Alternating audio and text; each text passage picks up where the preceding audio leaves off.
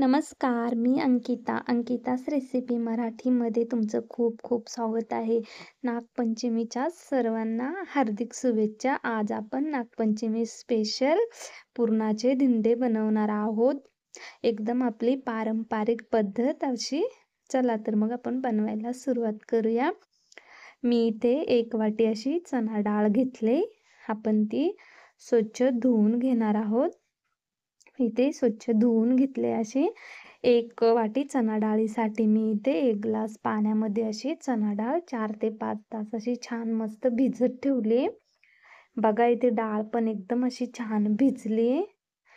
आता आपण कुकरमध्ये डाळ शिजून घेणार आहोत. आपल्याला इथे कटाची आमटी नाही बनवायची, त्याच्यासाठी आपण पाणी कमीच टाकणार आहोत. जेवढं डाळ भिजवायला पाणी टाकलं होतं तेवढंच टाकणार आहोत आणि कुकरला 3 शिट्ट्या करून घेणार आहेत.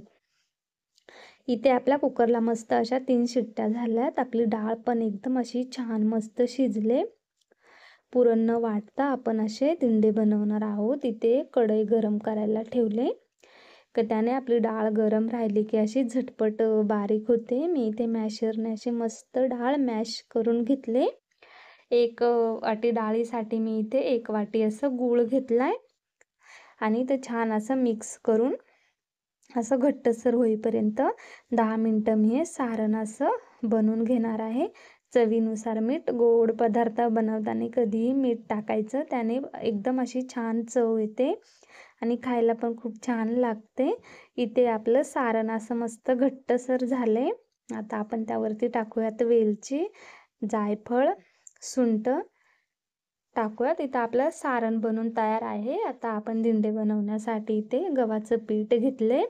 1 वाटी तेल, चवीनुसार मीठ आणि छान मस्त असं मिक्स करून मळून घ्यायचे.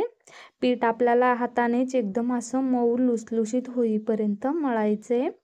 पूर्ण असं चकाकी येईपर्यंत. इथे बघा एकदम छान असं मऊ लुसलुशीत आपलं पीठ मळून तयार आहे.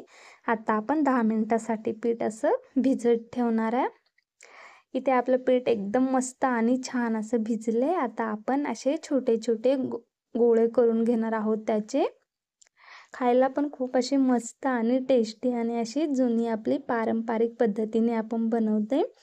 आता इथे आपण पीठ नाही लावत, तेल पण नाही लावले. असं आपण बिना पिठाचंच आपण छोटे छोटे चपातीसारखे लाटून घेणार आहोत आणि त्यामध्ये भरणार आहोत आता पुरण आणि असे मस्त छोटे छोटे आपण दिंडे बनवून घेणार आहोत.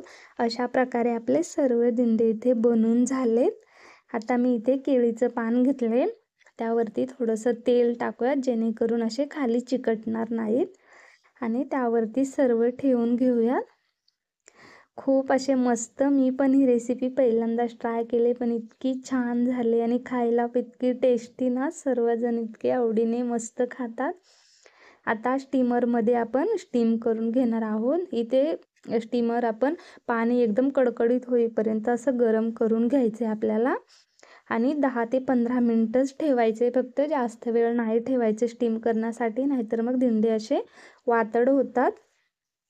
इथे बघू शकता 10 ते 15 मिनिटं झालेत आणि इतके छान मस्त बनून तयार आहेत.